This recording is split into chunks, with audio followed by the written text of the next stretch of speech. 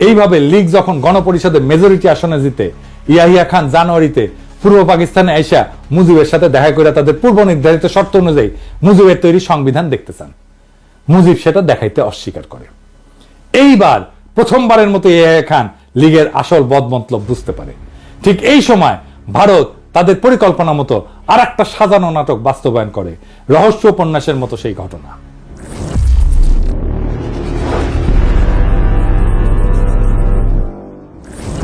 কাশ্মীরের শ্রীনগর থেকে দুইজন কাশ্মীরি যারা রয়ের এজেন্ট হিসেবে কাজ করত, ভারতীয় এয়ারলাইন্সের একটা ফকার প্লেন নাম গঙ্গা হাইজ্যাক করে লাহোরে নিয়ে যায়। সেখানে সব যাত্রীকে ছেড়ে দিয়া প্লেনটা ধ্বংস করে ফেলে। প্লেনটা খুব পুরাতন ছিল এবং অলরেডি সেটাকে সার্ভিস থেকে উইথড্র করা হয়েছিল। কিন্তু হাইজ্যাকিং এর কিছুদিন আগে আবার প্লেনটাকে ফ্লাইটে নামানো হয়। ভারত কেমন সিপা দেখেন, মানে নিজেদের একটা বাতিল করা পুরানো বিমান বিসর্জন দেয় এইভাবে দিয়া অন্যের যাত্রা ভঙ্গ করে। পাকিস্তানের তদন্ত কমিশনে ভারতের এই ষড়যন্ত্র প্রকাশ পায়। ভারত এই সুতা ধইরা ভারতের উপর দিয়ে পাকিস্তানের বিমান চলাচল বন্ধ করে দেয়। এর উদ্দেশ্য ছিল আওয়ামী লীগ যাতে নির্ভয়ে তাদের দেওয়া পরিকল্পনা বাস্তবায়ন করে এবং ইয়াহিয়ার সাথে কোনো সমঝোতা না করে।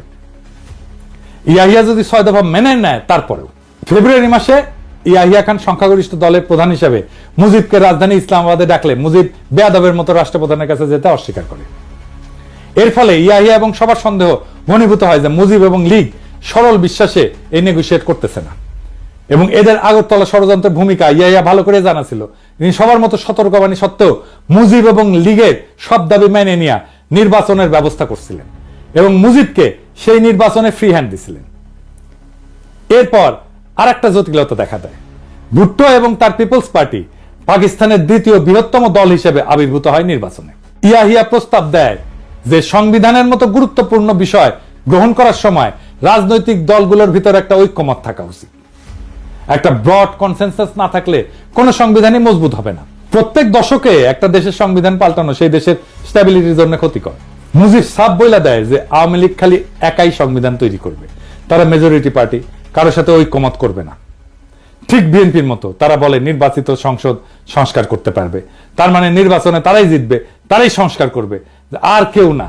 ভারত এবং তাদের দেশীয় এজেন্টরা এই সময় অত্যন্ত অ্যাক্টিভ ভূমিকা রাখে যাতে পাকিস্তানের সবাই লীগের 6 দফা মেনে নিলেও লীগ একটার পর একটা দাবি তুলে সমঝোতার পথ একবারে বন্ধ করে দেয়। এইটা নিয়ে ফেব্রুয়ারি মাসে আর একটা অচল অবস্থা শুরু হয়। ইয়াহিয়া মার্চের 1 তারিখে ঢাকায় জাতীয় পরিষদের সভা ডাকছিলেন, কিন্তু ফেব্রুয়ারিতে এই অচল অবস্থার কোনো মীমাংসা না হয় ভুট্টো এবং পিপলস পার্টি অ্যাসেম্বলিতে আসার জন্য ঢাকাতে আসতে অস্বীকার করে। তাদের বক্তব্য ছিল মুজিব তো আগেই বলছে লীগ মেজরিটি পার্টি